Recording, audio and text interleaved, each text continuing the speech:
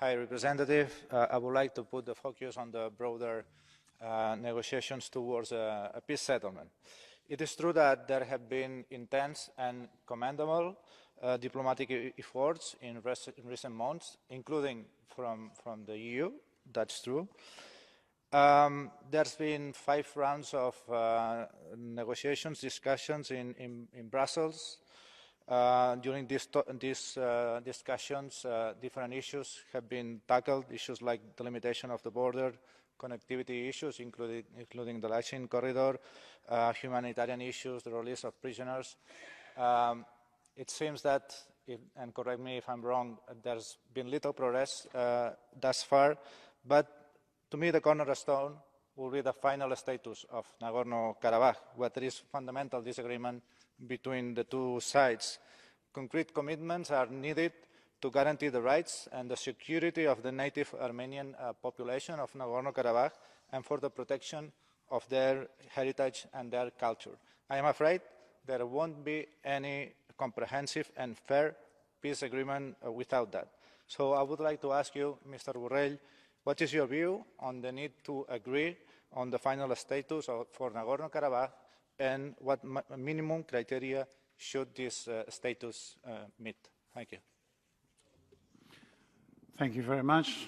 Como usted sabe, señor diputado, as you know, member of the European Parliament, these particular negotiations are being conducted by the President of the Council.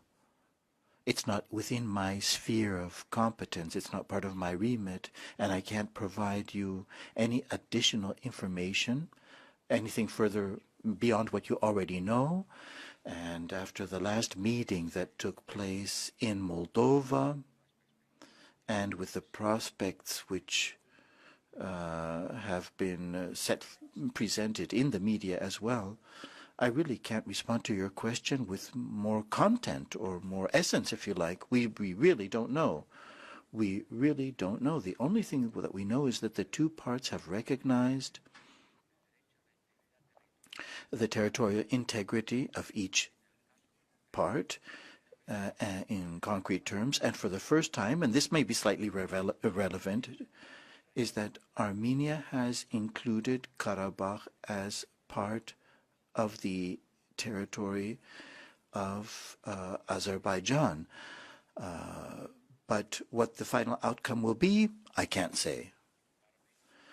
If I'm not mistaken, on the 22nd of May meeting, Prime Minister Phashayyan said in a press conference as concerns the recognition of the territorial integrity and the inclusion of Nagorno-Karabakh, that this is the first time that an Armenian leader, in this case Pashinyan, that he expressed it in such an unambiguous fashion. It was totally unambiguous what he had to say as concerns the place of Nagorno-Karabakh within the territorial sovereignty of Azerbaijan. And we do hope that Baku will come forth with a positive narrative, with a clear message for the Armenians of Nagorno-Karabakh concerning their rights, their security, once again their rights, that they be fully respected. That is one of the messages of the agreement, which ought to go hand in hand with the other points in the negotiation process, and any sort of hostile acts and the rhetoric, the negative narrative and the hostility, that will have to all be calmed down, that will have to be brought down. And this, of course, would facilitate the negotiations moving forward in a positive fashion. Thank you. Much. Now I give the floor to Andrius Kubilius.